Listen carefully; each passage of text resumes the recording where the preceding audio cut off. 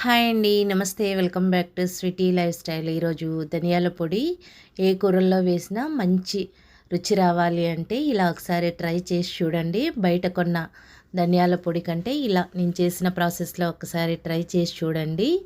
బయట కొన్న దానికన్నా ఇంట్లో ప్రిపేర్ చేసుకుంటే మంచి రుచి వస్తుందండి. ఇలా ఒకసారి ట్రై చేయండి. దీనికోసం ముందుగా స్టవ్ వెలిగించి ఒక వెడల్పాటి ప్యాన్ పెట్టుకోవాలి. ప్యాన్లో ఒక పెద్ద సైజు కప్పుతో ధనియాలని యాడ్ చేసుకోవాలి. స్టవ్ని మీడియం ఫ్లేమ్ మీద ఉంచుకొని ధనియాలు అనేది వేయించుకోవాలి. 10 ఆర్ 15 మినిట్స్ పడుతుందండి ఇవి వేగడానికి. స్టవ్ని హై ఫ్లేమ్ మీద ఉంచి వేయించారంటే తొందరగా మాడిపోతాయండి. కర్రీస్లో వేసినప్పుడు టేస్ట్ అంతగా బాగుండదు.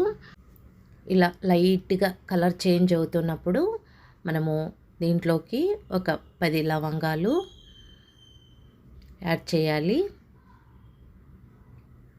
తర్వాత ఒక టేబుల్ స్పూన్ అంతా మనం చక్కని యాడ్ చేసుకోవాలండి.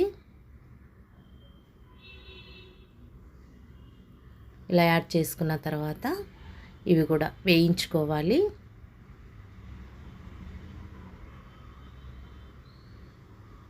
ఇప్పుడు ఈ ఇంగ్రీడియంట్స్ యాడ్ చేసిన తర్వాత మంచి సువాసన రావాలండి. లైట్ గోల్డెన్ బ్రౌన్ కలర్ రావాలి. తర్వాత ఇలా రంగు మారిన తర్వాత మంచి వాసన వస్తున్నప్పుడు స్టవ్ ఆఫ్ చేసేసి చల్లారిన తర్వాత ఇలా మిక్సీ జార్లోకి యాడ్ చేసుకోవాలండి. ఇప్పుడు మూత పెట్టి మెత్తగా మిక్సీ పట్టుకోవాలి. చూడండి, పొడి ఈ విధంగా మెత్తగా పట్టాలి.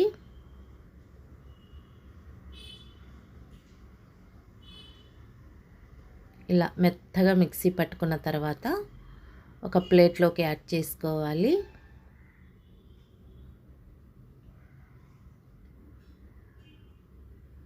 ఇది చల్లారాలండి, వేడిగా ఉండకూడదు. ఇలా వెడల్పుగా అనుకున్న తర్వాత ఇది చల్లారిన తర్వాత మనము ఈ ధనియాల పొడి అనేది స్టోర్ చేసుకోవాలి. ఇది 6 మంత్స్ దాకా అయినా యూస్ చేసుకోవచ్చండి. అంతేనండి, మనం చాలా ఈజీగా ధనియాల పొడిని ఇంట్లోనే ప్రిపేర్ చేసుకోవచ్చు. మనం బయట కొన్న ధనియాల పొడి కన్నా ఇలా ఇంట్లో ప్రిపేర్ చేసుకున్నారంటే ఏ కర్రీలో వేసినా కూడా రుచి చాలా బాగుంటుంది. ధనియాల పొడి మంచి వాసన కూడా వస్తుందండి. ఇలా మీరు కూడా ఒకసారి ట్రై చేసి చూడండి. ఈ వీడియో నచ్చినట్టయితే లైక్ చేయండి, షేర్ చేయండి. మరిన్ని టేస్టీ రెసిపీస్ కోసం స్వీటీ లైఫ్ స్టైల్ని సబ్స్క్రైబ్ చేసుకోండి. Thanks for watching.